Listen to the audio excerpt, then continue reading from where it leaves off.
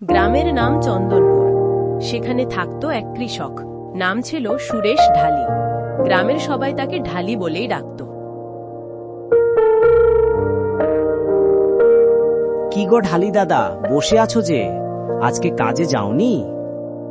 আমি অসুস্থ হওয়ার পর থেকে এখন আর কেউ কাজে নিতে চায় না। বউ বাচ্চা নিয়ে খুব অভাবে আছি দাদা। তা তুমি কাজ করতে পারবে তো? আমি সব কাজই করতে পারবো। ঠিক আছে, চলো তাহলে আমার সাথে। সুরেশ ঢালি হঠাৎ স্ট্রোক করে অসুস্থ হওয়ার পর থেকে কাজ করতে কষ্ট হতো। আর কেউ সংসারে ছিল অভাব আর অশান্তিও লেগেই থাকত। ঢালি কাজ করার সময় হঠাৎ জ্বর, বুকে ব্যথা অনুভব করতে শুরু করল। কি দাদা, শরীর খারাপ লাগছে নাকি? দিলীপ, আমার খুব বুকে ব্যথা করছে। সুরেশ বাড়ি অসুস্থ হয়ে বসে আছে, ওদিকে বাচ্চাদের ক্ষুধার যন্ত্রণা। কি গো, এইভাবে আর কতদিন না খেয়ে থাকবো? কিছু একটা করো। তুমি তো দেখছোই আমি অসুস্থ, কিভাবে কাজকর্ম করব বলো? বউ বাচ্চাদের খেতে দিতে পারবে না? গলায় দড়ি দিয়ে তো মরতে পারো। এই কথা শুনে সুরেশের মন খাবারের জন্য দাঁড়ে দাঁড়ে চাইতে থাকলো।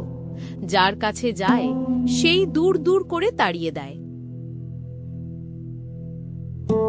বিকাশ দাদা, নিজেও অসুস্থ, কাজ করতে পারি না। বাড়ি বউ বাচ্চা না খেয়ে আছে, যদি একটু সাহায্য করতে অনেক উপকার হতো। আমার অনেক সমস্যা সুরেশ, আমি একটা জমির বায়না দিছি, সাহায্য করার মতো কিছুই নেই, আমি পারবো না, তুই অন্য কারো কাছে দেখিস। সুরেশ ঢালি যেন হতাশ হয়ে পড়ল, নিশ্চুপ হয়ে রাস্তা দিয়ে হাঁটছিল আর মনে মনে ভাবতে লাগলো, আমি কোন মুখে খালি হাতে বাড়ি যাব? তার চেয়ে আমি গলায় দড়ি দিয়েই মরব। সুরেশ আর কিছু না ভেবেই আত্মহত্যা করার জন্য রওনা দিল।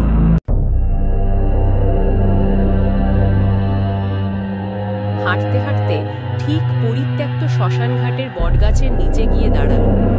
সেখানে সন্ধেবেলায় মানুষ হাঁটতেই ভয় পেত।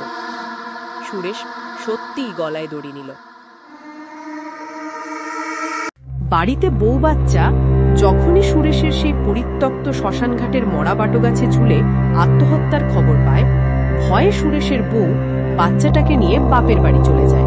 আর গ্রামের মানুষও ভয়ে সেদিকে দিনের বেলায় যাওয়াও বন্ধ করে দেয়। মাসের পর মাস চলে যায়, সুরেশের লাশ পচে গলে নিচে পড়ে আছে। ঢালির জীবন কাহিনী দেখে এটা স্পষ্ট হলো যে দরিদ্র ও অভাবী হয়ে জীবনযাপন করাটা সত্যিই অনেক কঠিন। গল্পটি যদি আপনাদের ভালো লাগে তাহলে চ্যানেলটি অবশ্যই সাবস্ক্রাইব করে দেবেন।